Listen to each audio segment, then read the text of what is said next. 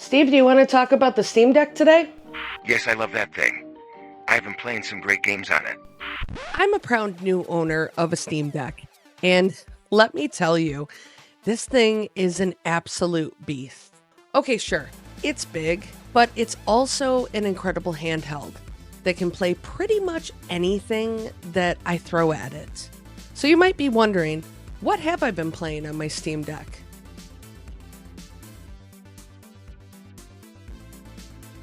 First off, having a portable gaming device that syncs seamlessly with your entire Steam collection, yeah, it's kind of mind-blowing, honestly.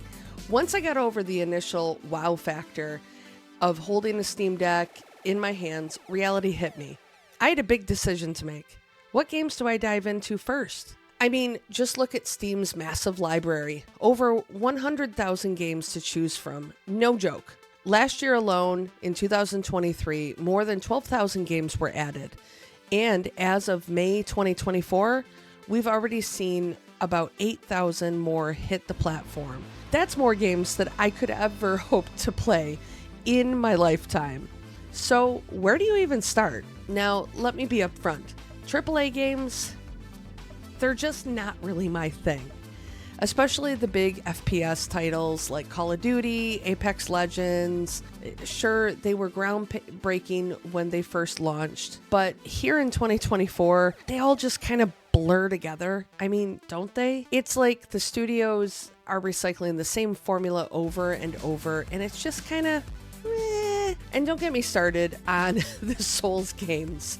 I mean, I could spend hours upon hours dying over and over and over and over in Elden Ring, Dark Souls, or even Black Myth Wukong. Everybody's buzzing about that one. But honestly, that just doesn't sound like fun to me. So, what's left? Well, one of the best things about Steam is the insane variety of indie games.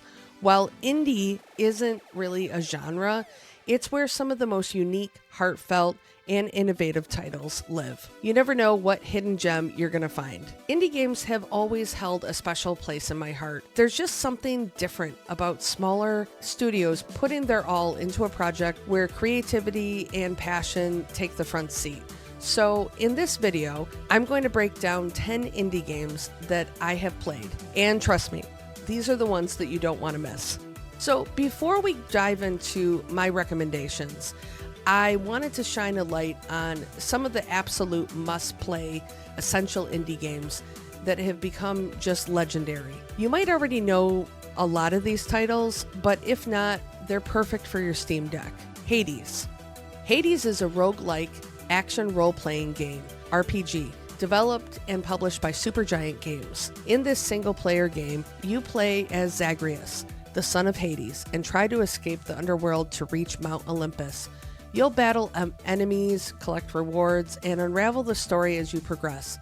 This game has been out for several years now, but I still recommend it to anybody who has never played it or heard of it. I just absolutely love the art style. I love the way that the game plays. I love the story behind it.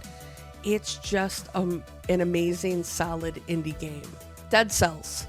Dead Cells is a 2D side-scrolling action platformer game that combines the roguelike and Metroidvania genres. You explore a sprawling, ever-changing castle, assuming you're able to fight your way past its keepers. Be aware when you die, just like with Hades, you will start back at the beginning, and you will lose most of your stuff, but it's still a really awesome, great game. Hollow Knight. Hollow Knight is a 2D Metroidvania action-adventure game that takes place in Hollow Nest, a fictional ancient kingdom. The player controls an insect-like, silent, and nameless character while exploring the underground world. It's dark, creepy at times, but the game is really, really neat, and it's got an awesome, spooky vibe. Cuphead. Cuphead follows its teacup-headed character and his brother, Mugman, as they make a deal with the devil to play casino losses by repossessing the souls of runaway debtors. This game is a 2D run-and-gun action game with unique art style inspired by the 1940s cartoons. The game might look like a cute cartoon platformer, but let me reassure you, it gets incredibly difficult at times. I could watch this thing all day. This art style is amazing. Shovel Knight is a 2D side-scrolling platformer game with an 8-bit graphical style. It plays like it really should have been on one of the consoles back in the 80s or the 90s. It just has a great soundtrack. It has a great art style. It's fun. It's really fun, but it also is difficult. So don't let it fool you with its kind of 8-bit cartoony look to it, but it's a fantastic game. So these games have solidified their place as must-play for indie fans and are perfect for portability and versatility of the SteamDeck. Now that we've gotten those out of the way, let's get into my indie picks. First up, Cult of the Lamb.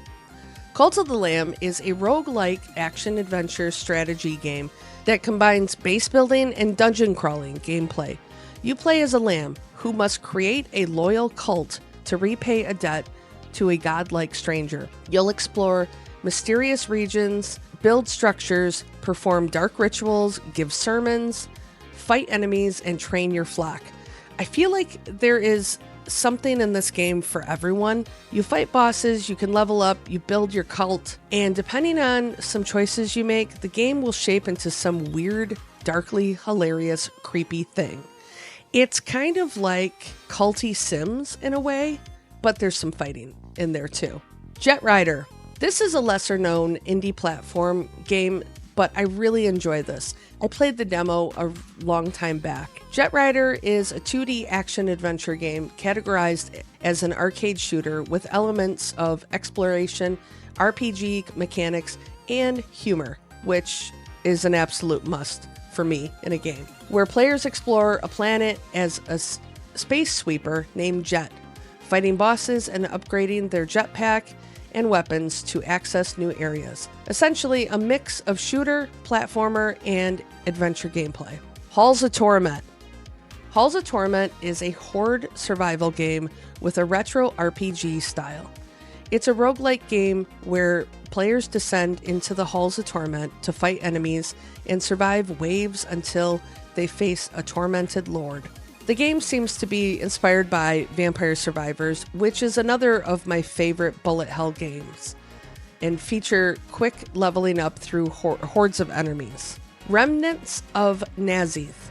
This is a platform game in which the player controls an adventurer who is gifted with 2 grappling hooks that are connected to his hands with lightning beams. Even though this is a platformer, it's not your typical platformer. The gameplay is very unique. Your main method of movement is using momentum to carry the character. This comes down to timing your jumps, dashes, and points of release. If you release your swing too early, you'll fall. Leave it for too late, and you'll have a date with the ceiling. To reach the end goal, you must master your point of release. It's the most important mechanic that you'll learn. It's really a fun and challenging game, and I found myself playing it for a couple hours and I didn't even realize it. Next up, Iron Meat.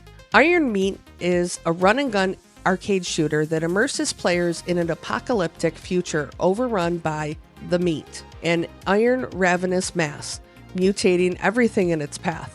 Blast your way through retro-inspired stages and bosses to uncover the shocking horrors behind secret experiments on the moon.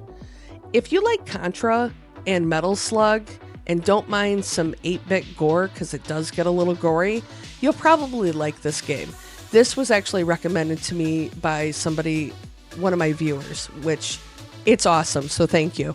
Finally, Balatro. Now, I almost put this in a different category because the Game Awards just came out, but if you haven't heard of Balatro, Balatro is a turn-based card game. It takes the mechanics of poker and turns them into the basis of a compelling roguelike. Each turn, you try to play a good hand and score points. However, you will quickly find out that the roguelike aspect to the game, where you can collect multiple jokers and other cards that all have different uses. As I recommend this to you, I do also apologize to you and your family, your friends that you probably won't see for, I don't know, a little while, maybe the first week that you have this game, it can get a little addicting. So there you have my indie picks and essentials for the Steam Deck. I'm sure your list is probably different, so let me know in the comments below what your favorite indie gem is. I always love to try out new games, and especially when it seems like Steam always has a sale going on. I think the winter sale is right around the corner, so rip my wallet. As always, thanks for watching. Stay awesome, everyone, and go play some games. Merry Christmas, Steve. Do you like that? This is really great, thank you. I thought you would. I mean, you keep talking about going and finding these rebels. That's right, I could use it to hunt the rebels. Is this a fully functioning blaster? Will it shoot lasers? I don't know if it actually shoots lasers. Maybe it does. Wait, what? I didn't say anything. Yes, it's fully functional. It's absolutely fully functional. I thought you just said something. Oh, look at the time. I gotta go.